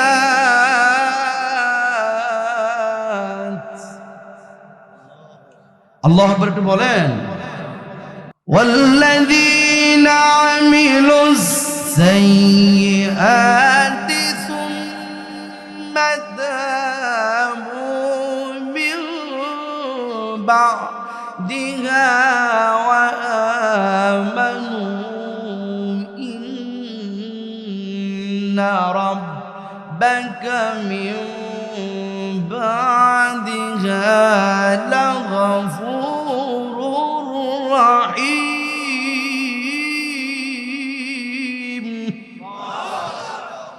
এখন আপনি শিরক গুনাহ করে ফেলেছেন। শিরক গুনাহ করার কারণে আপনি আল্লাহর সঙ্গে আপনি নাফরমানি করেছেন। কিভাবে বের হয়ে আসবেন? আল্লাহ রাব্বুল আলামিন বলেন, ওয়াল্লাযীনা আমিলুস সাইয়্যাতি সুম্মা তাবু মিন বা'দিহা ওয়া আমানু ইন্না রাব্বাকা মিন বা'দিহা লাগফুরুর রাহিম। যারা জুলুম করেছে, অন্যায় করেছে, অবিচার করেছে, শিরক গুনাহ যারা করেছে, যত বড় বড় গুনাহ যারা করেছে, জিনা যারা করেছে, এরপর যদি তারা তওবা করে নেয়, আল্লাহর কাছে যদি তওবা করে নেয়, ঈমানকে যদি নবায়ন করে নেয়, আল্লাহর সঙ্গে যদি ওয়াদা করে নেয়, হে নবী আপনি আপনার উম্মতদেরকে বলে দেন, হে আমার উম্মতেরা, এরপর থেকে তোমার রব আমার প্রতিপালক তোমাদের জন্য ক্ষমাশীল এবং চিরদয়াময়। সুবহানাল্লাহ। এখন তারা যদি তওবা করে নেয়, ফাইখওয়ানুকুম ফিদ্দীন, এরা যদি তওবা করে নেয়, ফাইন তাবু ওয়া আকামুস সালাতা ওয়া আতাউজ যাকাতা ফাইখওয়ানুকুম ফিদ্দীন। এখন তারা যদি তওবা করে নেয়, যাকাত যদি আদায় করে, আর এখন থেকে তারা তোমাদের দ্বীনী ভাই হয়ে যাবে। সুবহানাল্লাহ। এজন্য যারা শিরক গুনাহ করবেন এদেরকে হাতে পায়ে ধরে বোঝানোর চেষ্টা করবেন যে ভাই শিরক গুনাহ করো না। এই শিরক গুনাহ একদিক দিয়ে করবেন, আরেক দিক দিয়ে মসজিদের মধ্যে গিয়ে বলবেন, ওয়া ইয়্যাকা নাস্তাঈন, হে আল্লাহ তোমার কাছে কেবলমাত্র সাহায্য প্রার্থনা করি। আর এদিকে মাজারের মধ্যে গিয়ে বলবেন, ও বাবা তুমি আমাকে একটা নেককার সন্তান দাও। হবে না। ইয়্যাকা না'বুদ ওয়া ইয়্যাকা নাস্তাঈন, ও মালিক তোমার ইবাদত করি আর তোমার কাছে সাহায্য প্রার্থনা করি। যেইভাবে জবান দিয়ে বলবেন, সেই জবান দিয়ে আবার দুনিয়ার মধ্যে বাস্তবায়ন করবেন। পারবেন কি পারবেন না? যেমন নবীজি সাল্লাল্লাহু আলাইহি ওয়াসাল্লাম তার জীবনে বাস্তবায়ন করেছেন। সিলমান কথা, তোমার সঙ্গে কেউ যদি সম্পর্ক নষ্ট করে দেয়, তুমি তার সঙ্গে সম্পর্ক অটুট রাখো। ফাতেমা কারদিন তিনি চাইলেই পারতেন মুক্তি যুদ্ধার চেতনা নিয়ে খেলতে পারতেন, বছরের পর বছর পারতেন কি পারতেন না? আবু বকর রাদিয়াল্লাহু তাআলা আনহু পারতেন কি পারতেন না? আলী রাদিয়াল্লাহু তাআলা আনহু পারতেন কি পারতেন না? অবশ্যই পারতেন। এই চেতনা লালন করতে পারতেন বছরের পর বছর। না, আমার রাসূল সাল্লাল্লাহু আলাইহি ওয়াসাল্লাম তো বলেছেন, সিলমান কতাক, তোমার সঙ্গে সম্পর্ক কেউ যদি নষ্ট করে দিতে চায়, তুমি তার সঙ্গে সম্পর্ক অটুট রাখো। কিন্তু আজকালকার আমাদের সমাজের অবস্থা কি? আমাদের এক বোন যদি গরিব হয়, এক ভাই যদি গরিব হয়, তার টাকা পয়সা যদি না থাকে, তাহলে দাওয়াতের মধ্যে আমরা গরিব ভাই বোনকে দাওয়াত দিতেও আমরা চাই না। চিল্লা বলুন ঠিক না বেঠে? কি বৈষম্য! আপন ভাই চিন্তা করে না, আমার ভাতিজা আমার ভাতিজি কবে জানি পোলাও মুরগি খাইছে, কবে জানি খাসির গোস্ত খাইছে, আহারে তারা সবসময় ফ্রিজের গোস্ত খায়। আচ্ছা কোনোদিন কি তাজা গোস্ত খাইছে? আমার ভাতিজা, আমার গরিব বোনকে আমি আগে দাওয়াত দিব, আমার গরিব ভাইকে আমি আগে দাওয়াত দিব, তারপর আমি অন্য চিন্তা করব। ঠিক না বেঠে? এখন থেকে আমরা করবো তো ইনশাল্লাহ। রাসূল সাল্লাল্লাহু আলাইহি ওয়াসাল্লাম সিলমান কতআক, তোমার সঙ্গে সম্পর্ক যে ব্যক্তি নষ্ট করে দিতে চায়, তুমি তার সঙ্গে সম্পর্ক ঠিক রাখো। ফাতহে মক্কার দিন রাসূল সাল্লাল্লাহু আলাইহি ওয়াসাল্লাম বললেন, ও আমার সাহাবীরা তোমরা সবাই বসো, আগামীকাল সকালে বসার পর আমি কালকে কিছু কথা বলবো। সবাইকে একসঙ্গে করে বললেন যে আজকের পর থেকে তোমাদের মধ্যকার যত সম্পর্ক ছিল, আজকের পর থেকে সমস্ত বিগত দিনের সম্পর্ক এখন থেকে নতুন করে তোমরা অটুট করে নাও। সুবহানাল্লাহ! এই ছিল নবীর চরিত্র, এই ছিল নবীর চরিত্র। বললেন তোমরা আমাকে 3টা বছর জেলখানার মধ্যে রেখেছিলা, বললাম তোমরা আমাকে 3টা বছর মধ্যে আটক রেখেছিলা, কত জুলুম নির্যাতন অত্যাচার করেছ, কিন্তু রাসূল সাল্লাল্লাহু আলাইহি ওয়াসাল্লাম সবাইকে ক্ষমা করে দিলেন। যেমন আফগানের মুসলমান, তারা ক্ষমতার মধ্যে এসে বললেন তোমাদের বিমানের ডানার মধ্যে ভর করে আমেরিকা যাওয়ার কোনো প্রয়োজন নাই, পাকিস্তান যাওয়ার কোনো প্রয়োজন নাই, শ্রীলঙ্কা যাওয়ার কোনো প্রয়োজন নাই, তোমাদের ভারত যাওয়ার কোনো প্রয়োজন নাই, আমরা সবাই তোমাদেরকে ক্ষমা করে দিলাম। আজকে আফগান কি হয়েছে? কোরআন সুন্নাহ ভিত্তিক আফগান প্রতিষ্ঠা হয়েছে, যার কারণে আমেরিকার যে ডলার আছে বর্তমান বাংলাদেশি মূল্যে 125 টাকার প্লাস, 125 টাকার উপরে বর্তমান রেট। ওই আমেরিকার লাল কুত্তার দলদেরকে লাঠি পিটা করে, জুতা পিটা করে আমেরিকা থেকে বের করে এখনো পর্যন্ত 3 বছর হয় নাই, অর্থনৈতিক দিক থেকে আফগানিস্তান আমেরিকাকে পিছনে ফেলে দিয়েছে। সুবহানাল্লাহ! হ্যাঁ, এটাই কোরআন সুন্নাহ শাসন। এরপর রাসূল সাল্লাল্লাহু আলাইহি ওয়াসাল্লাম বলেছেন, ওয়াফু আম্মান যালামাক, তোমার সঙ্গে কেউ যদি জুলুম করে তুমি তাকে ক্ষমা করে দাও। নবীজির সঙ্গে তায়েফের ময়দানের মধ্যে জুলুম করেছে, তিনি ক্ষমা করেছেন কি ক্ষমা করেন নাই? আল্লাহ রাব্বুল আলামিন জিবরাইল আলাইহিস সালাতু ওয়াস সালামকে বললেন, ও জিবরাইল দেখো সমস্ত মাখলুকাতগুলো কান্না করছে, নবী একবার বেহুশ হয়ে যাচ্ছেন মার খেতে খেতে, আমি আল্লাহ সহ্য করতে পারছি না। জিবরাইলকে বললেন, জিবরাইল আযাবের ফেরেশতাকে কল দাও, ডাকো। আযাবের ফেরেশতা উপস্থিত হয়েছেন। উপস্থিত হওয়ার পর জিবরাইলকে বললেন, ও জিবরাইল এখন আমার নবীর কাছে যাও, আমার বন্ধুর কাছে যাও। আমার বন্ধুর কাছে যাওয়ার পর গিয়ে জিজ্ঞেস করবা, নির্দেশ দিবা, এই তায়েফের 2 পাহাড়কে এদের উপর ছেড়ে দিয়ে ধ্বংস করবা কি করবা না? জিবরাইল আলাইহিস সালাতু ওয়াস সালাম উপস্থিত হয়েছেন আর বলতেছিলেন, ইয়া রাসূলুল্লাহ, ইয়া হাবিবাল্লাহ, আল্লাহ রাব্বুল আলামিন আমাকে পাঠিয়েছেন, আমি দেখতে পাচ্ছি আসমান জমিনের কোনো মাখলুকাত তারা কেউ চোখের পানি মুক্ত না। সবাই কান্না করছে, ফেরেশতাগণ কান্না করছে, জমিনের ফেরেশতাগণ কান্না করছে, এই জমিন কান্না করছে, এই গাছপালা কান্না করছে। আপনি একবার আদেশ করুন, আমি এখন এই মুহূর্তে এই তায়েফবাসীদেরকে আমি ধ্বংস করে দেব। হযরত নূহ আলাইহিস সালাতু ওয়াস সালামের জাতিকে আমি ধ্বংস করেছি, হযরত মূসা আলাইহিস সালাতু ওয়াস সালামের জাতিকে আমি ধ্বংস করেছি, হযরত লূত আলাইহিস সালাতু ওয়াস সালামের জাতিকে আমি ধ্বংস করেছি, ফেরাউনকে আমি ধ্বংস করেছি, কারুনকে আমি ধ্বংস করেছি, হামানকে আমি ধ্বংস করেছি। ইয়া রাসূলুল্লাহ, ইয়া হাবিবাল্লাহ, সেখানে আল্লাহ রাব্বুল আলামিন নির্দেশ দিয়েছেন আমি ধ্বংস করেছি, কিন্তু আজকে আমাকে নির্দেশ দেওয়া হয় নাই। বলেছেন আমার বন্ধুর কাছে গিয়ে জিজ্ঞাসা করবে তুমি তায়েফবাসীদেরকে ধ্বংস করবা কি করবা না। নবীজি সাল্লাল্লাহু আলাইহি ওয়াসাল্লাম বললেন, ও জিবরাইল, তুমি যদি ধ্বংস করে দাও তাহলে আমি কার কাছে নিয়ে যাব? লা ইলাহা ইল্লাল্লাহু মুহাম্মাদুর রাসূলুল্লাহ সাল্লাল্লাহু আলাইহি ওয়াসাল্লাম, ও জিবরাইল আমি কার কাছে নিয়ে যাব? লা ইলাহা ইল্লাল্লাহ এই বাণীটা আমি কার কাছে নিয়ে যাব? তারা তো আমাকে চিনে না, তারা আমাকে জানে না, তারা বুঝে না আমি তাদের নবী, এই জন্যই তো তারা আমার সঙ্গে মারধর করেছে।